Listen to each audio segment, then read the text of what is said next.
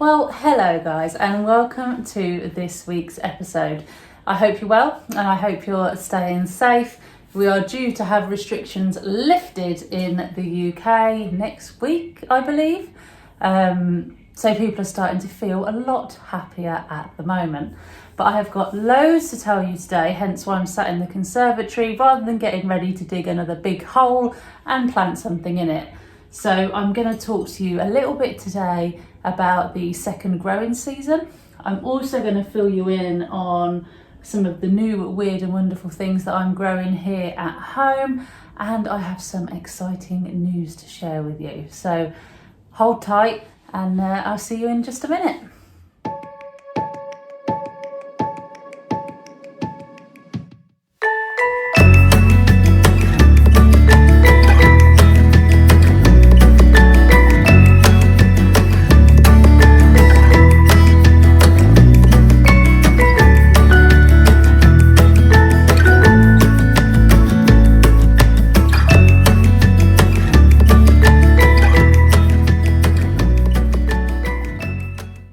Well, thanks for joining me as you always do for another episode of Hayley the Allotment Baker. I have been enjoying my elderflower cordial this week after picking them last week, and it is so scrummy. I absolutely love elderflower cordial, so I've been enjoying a glass of that, at least one glass every evening since last weekend, so that's been amazing.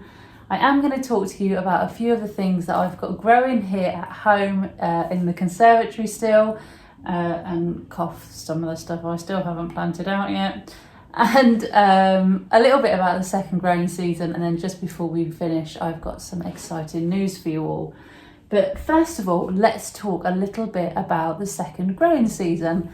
So one of the things I'm asked quite frequently is, once you've sown something and you basically harvest it, is that area then able to be used for anything else, or is it better to leave the ground covered and let the nutrients reabsorb back into the soil for next year? Which is a really, really good question. And as long as you sort of look after your soil well and you make sure that you put in more organic material, there is nothing to say that you can't sow something again this year for later on. So for example, my garlic is already ready to be pulled. That was a bit of a mouthful. Early potatoes won't be far behind. I've picked some broad beans already, and my onions are near enough ready to go as well. So we'll be in a place soon where actually big chunks of the allotment are going to be empty, which, when you think we're only in the middle of July, that sounds really bizarre. And I understand why people will just cover it up and they'll leave it till next year. It makes total sense, because they want to give the ground time to recover from growing all of those crops. However, take a breath. There is so much that can still be grown at this time of year. So take garlic, for example. Usually for sort of the average grower, they don't have millions and millions of garlic bulbs. They only have, say, I think I've got about 50, and I think even that's a lot for me. So when they come out, there is sort of an area that's maybe 3 by 3 meters perhaps, that I've then got free to put other things in. So I have still got growing outside in a tray. I have still got some leeks that can go out because they overwinter beautifully, usually. Every year is different. You can also still consider putting in overwintering brassicas. It's not too late. They have a really, really long growing season. And actually, when it comes to next March and we've just had the winter, you'll be really grateful to just sort of have those extra few veg just to push through until you get the next lot for next year. Pulling out your early potatoes as well, you can then plant something else in the ground. So you can even still sow things like carrots this late. You probably won't get monster sized carrots. You'll probably sort of get finger sized carrots if you leave it this late. You can also still sow beetroot. There's plenty of time to do that. So there are so many opportunities for you to just go, you know what, I'm going to sow those. It isn't too late. I have got time. Just make sure you look after your soil. Give it plenty of love and organic material, and just make sure you feed whatever you're growing in there, and you should be well away. But it is very, very easy at this time of year to go a bit mad pulling things up and end up with nothing. Take full advantage of the new second growing season. Treat it as a new season. Just make sure you give your area a good weed. I mean, you can go as far as taking something out, turning the soil over, chucking some organic material down, and then putting your plant straight in with sort of, you know, an hour's turnover time. You don't have to wait a set period of time either. The only thing I would say is if you're not planning on doing a second growing season, which also is very common, some people themselves like a break, and some people do like to give their soil a break, and that's okay too.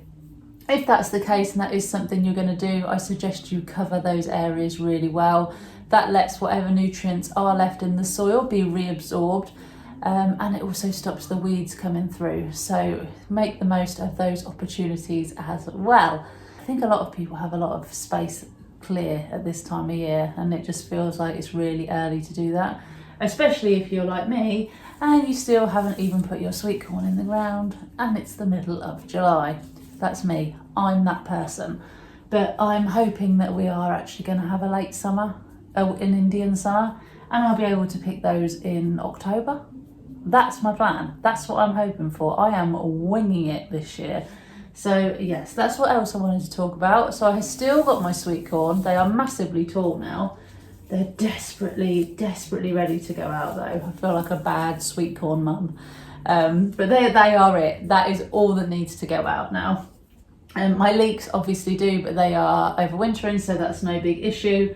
But yeah, my poor sweet corn definitely needs to be outside now. But before I go on to that, I just wanted to show you as well how I'm getting on with my ginger. So this was the ginger that I put in, gosh, must be a good 3 months ago now, and it's doing really, really well. So the way ginger works is obviously it will shoot its stems up, as you can see, but actually the ginger, more ginger will form under the ground, so under the soil level. So what my plan is to put the ginger in the polytunnel. And from what I've read, though correct me if I'm wrong or you know any different, you can sort of pull up part of the ginger plant, cut it off, and then you can replant some of it, so you get another plant for next year, and then you can use all of the rest of the root that's grown for eating or cooking. God, it really smells already. Or whatever you want to do with it. But this is the first time for me, so I'm not a ginger expert. So yeah, we'll see. But it's very exciting. But I want it in the polytunnel. It likes warm conditions, so it will go straight from the conservatory into the polytunnel. And I think looking at the size of these stems now, it's ready. So we'll do that again soon. And I just wanted to show you this, because if I'm being honest, I can't remember if I showed you already, because I've forgotten. But I've slept, so it's fine. This is, if you watch my earlier videos, you will know that I went to a garden fair with my mum, like my first ever garden fair, and it was at a big country house. And this is one of the things that I have bought. Now, don't be fooled, it's a tree. It's a lemon tree, and it is variety Citrus trifoliata, a hardy lemon plant, and it's hardy to minus 20 degrees Celsius. So I got this for this very reason.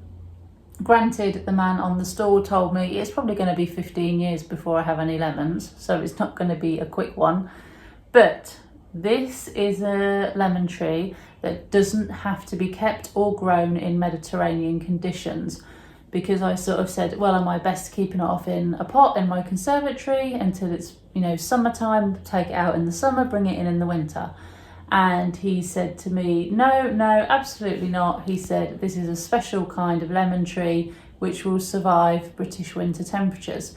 So he said, you can plant it out in your garden, he said, and it will survive, no problem. And yeah, a special lemon tree. However, I'm not going to be keeping it in my garden because if I move house, I will want to take it with me. So I'm going to put it in a really big pot, but fortunately I'll be able to keep it outside all year round, which again, I think is quite exciting. So there we are. So they're the 3 things I've still got to do. I've still got some teeny tiny peppers here, which didn't get that big, but I almost feel guilty about getting rid of them, so I can't. So I'm going to keep them and just hope that they pick up a little bit, and I might just even keep them in the conservatory. We've got pepper plants from last year that have survived and are producing again this year. So I might just keep them in and sort of have them as my indoor project in here in the conservatory, which will be quite nice too. So, yeah, I feel like I've rambled on a lot, but I just want to fill you in on what's going to be happening in the next couple of episodes. Like I said, I am going to be having some time off work now, so I'm going to be able to spend more time up at the allotment, which is really, really nice. So I am going to be sorting out the strawberry patch. I forgot what word I was going to use then. We had big plans for the strawberry patch, and to be fair, we're nearly there. So we planted out 50 new strawberry plants, got rid of the old ones because they were about 5 years old. Even the runners that they were producing weren't great. So we've taken all of those up, replanted new ones, turned the whole area over, and then put weed suppressant membrane around all of the plants, with obviously the plants poking through holes that we cut. We were then going to, I'm ruining the surprise now, we were then going to surround all of the plants with decorative bark and then put fencing across. So it really was, a really pretty area just for strawberries. Our nephew really likes strawberries as well, so it would have made it easier for him to sort of, with the bark, stomp around and pick strawberries and not squash the plants, and it just make it really nice and actually a really enjoyable place to be. So we nearly got there. We put the plants in, we turned all the soil over, de-weeded it, we even got all the roll of membrane down, we cut all the holes in it, we pulled all the plants through, we anchored them all down all the way around, and then we had a break. So now, because everything else then needed planting out and it was like mad rush to do everything, there's all weeds growing through the holes where the strawberries are. Like, the strawberries look great, the strawberry plants look amazing, but it was almost like all that hard work was for nothing. I know it wasn't, because I think if it wasn't down, we'd probably have 10 times more weeds than what we've got now. But yeah, I just kick myself afterwards and think if I'd just mulched that properly, maybe that wouldn't have happened. But I have made a point, and I'm going to go up there one day on my time off work, and I am going to weed them all again. And it's probably going to take me all day to weed around 50 strawberry plants. Not only that, weeding through holes in weed suppressant membrane and trying to get out bits of weed between bits of strawberry, nightmare. And I've just realised I said 50 plants. It's more like 150 plants. I don't know where I got 50 plants from. There are loads, absolutely loads. So far we've bought 100 litres of decorative bark to go around them as well, which I know won't be enough. And you all saw my strawberry fencing that I painted. I haven't even finished that. I've been a bit off the boil just lately. But we have got potatoes growing, well, almost ready. Onions, almost ready. Garlic, which are ready, haven't pulled them up yet. I've had my broad beans, yummy. Peas didn't do great, gonna be honest, there was very few, and I spent ages on a video planting out all my peas. I even did dried peas and they grew amazingly well, but they just didn't come to very much this year. I don't know if it's the weather or the temperature, or maybe I just didn't fertilise the soil as well as I normally do, but it just wasn't, they just weren't great this year, not good. We've got the tomatoes, the peppers, the chilies, the aubergines all out in the polytunnel. The fruit cage, even though the weeds are up to my waist, look really good. We've got raspberries, we've got red currants, we've got black currants. We've had more rhubarb than we know what to do with. The brassicas are all in. They're looking really good now. The kalettes I'm really looking forward to. The Brussels sprouts are good. Cabbage, cauliflower, broccoli. So it's not like I'm missing out this year at all. The only things I haven't done yet are my root veg. So my beetroot and my carrots. Granted, I've left them a bit late. And then my sweet corn. My leeks, like I said earlier, will be chucked in after the garlics come out, or the early potatoes. We have got so many potatoes, oh my goodness. I didn't think it was as bad as last year, but I think they've actually grown better. So because they've grown better, I think we've got more than we had last year, which is really exciting. Because it was, like I say to you all the time, the reason I got on allotment was to grow potatoes because I love them so much. So every time I would have a plot just of potatoes if I didn't think people would think I was weird. I honestly would. I would just have a full size plot of all different varieties of potatoes and fence them all in and just be like, this is the Charlotte department, this is the Desiree department, this is the Maris Piper department. I'd be a nightmare, absolute nightmare. I could have a potato plot, forget everything else. I'll have a plot of potatoes and it would be wonderful. But I do think people would judge me and I'd probably turn into a potato if I ate any more. I think I already eat too much as it is. But anyway, I'm warbling. So there are so many plans, so much exciting stuff to look forward to. But it's just been one of those years, like I said to you before. And some of it bad with COVID and work. And for those of you who have worked through the lockdown, it has been, well, I don't know about you, but for me, it's certainly been a lot more stressful, a lot more pressured than it would have been before. For various reasons, depending on what industry you work in. But for me, yeah, it's been a lot more stressful to be at work. I quite like it though. I quite like the busyness of work because it takes your mind off things. And I did have a while where I was working from home and I actually found it really hard because every time I put the TV on, it was the coronavirus warning adverts. And I think at the height of the pandemic, it was like every 15 minutes, every time there was an advert, it was about coronavirus. And yeah, it made me quite uncomfortable. So yeah, glad to be back at work, even though it's super busy.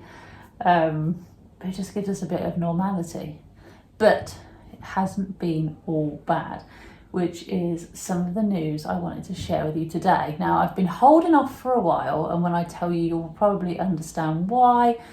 And why maybe I haven't been so active on the allotment. Like, don't get me wrong, I'm doing as much as I can. But I have found out in sort of the last 2 months, or maybe a bit longer now, but I have announced to family in the last 2 months that I am expecting a baby.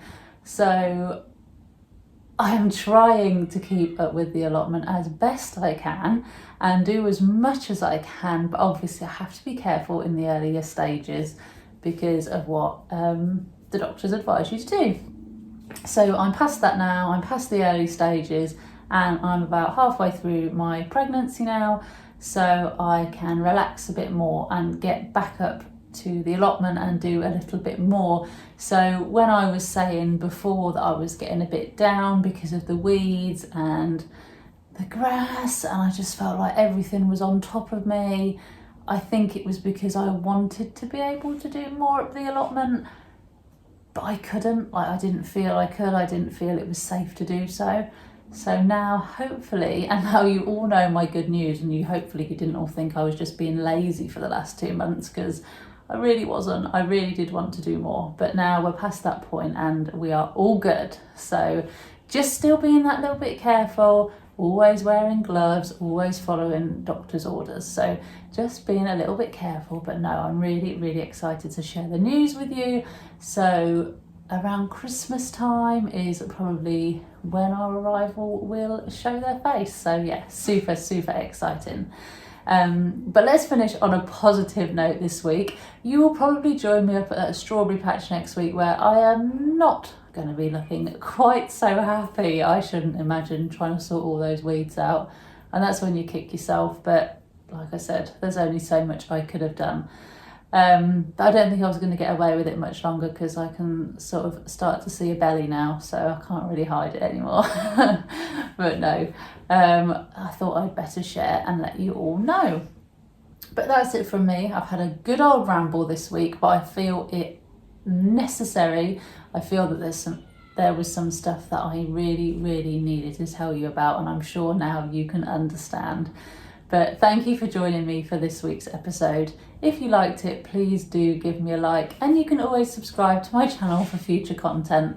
And on that note, please don't think I've forgotten about that Q&A session, because I haven't, and it is in the pipeline. So if you've got any more questions for me or anything you want to know about me or my allotment, leave them in the comments below and I'll try and include them in the summer Q&A. But for now, look after each other, stay safe, and I'll see you all very, very soon. Bye.